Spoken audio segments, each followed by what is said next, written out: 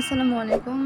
আশা করি সকলে অনেক ভালো আছেন। আজকে আমরা যেটা দেখব সেটা হচ্ছে যে ত্বকের যত্নে কিভাবে আমরা লেবু, চিনি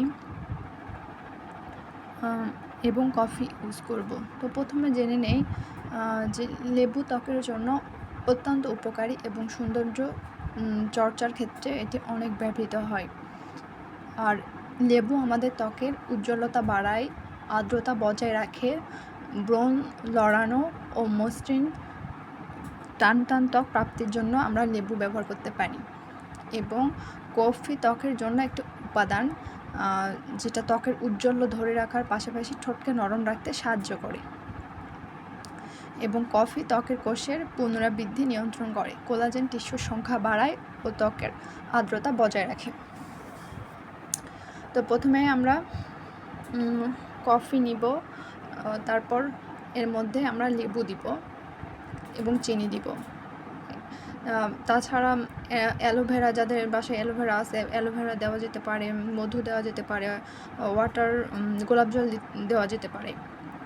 চিনি ত্বকের জন্য একটা অপটিমাল উপাদান, যা ত্বকের উজ্জ্বল্য ধরে রাখার পাশাপাশি ঠোঁটকে নরম রাখতে সাহায্য করে। এটি একটি নিখুঁত সংমিশ্রণ যা মুখের জন্য দুর্দান্ত অবদান দেয়। আপনারা চাইলে কফি দিয়ে বডি স্ক্রাব তৈরি করতে পারেন, যেমন 1 টেবিল চামচ কফির গুঁড়া এবং 1 টেবিল চামচ নারকেল তেল ভালোভাবে মিশিয়ে নিন এবং গোসলের আগে ভেজা ত্বকে একটি ব্যবহার করুন। তবে আজকে আমি আপনাদেরকে কফি দিয়ে একটা প্যাক তৈরি করে কিভাবে ইউজ করবেন সেটা দেখাবো। তো চলুন সেটা দেখে নেওয়া যাক।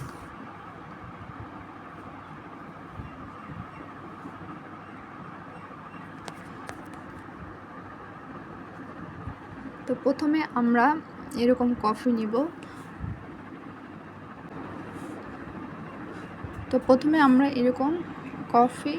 নিব।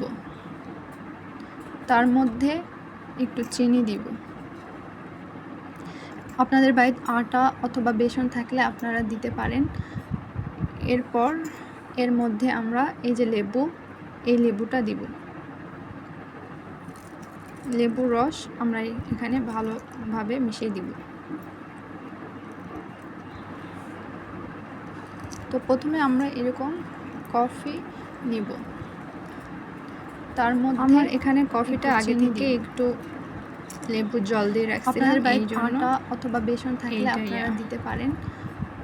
এরপর এখন আমি আপনাদের দেখাবো আমরা এই যে কিভাবে এই লেবুটা দিব। লেবুর রস, তো এখানে এই মিশ্রণটা ভালোভাবে তৈরি করে নিতে হবে।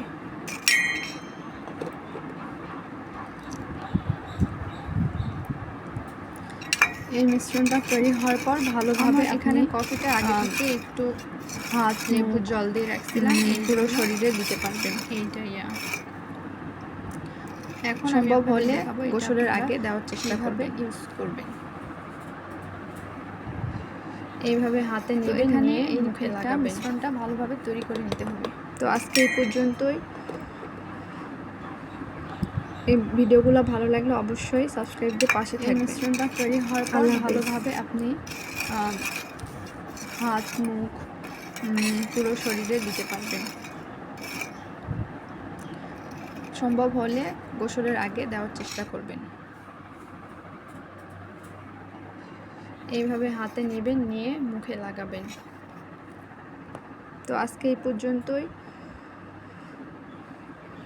এই ভিডিওগুলো ভালো লাগলে অবশ্যই সাবস্ক্রাইব দিয়ে পাশে থাকবেন।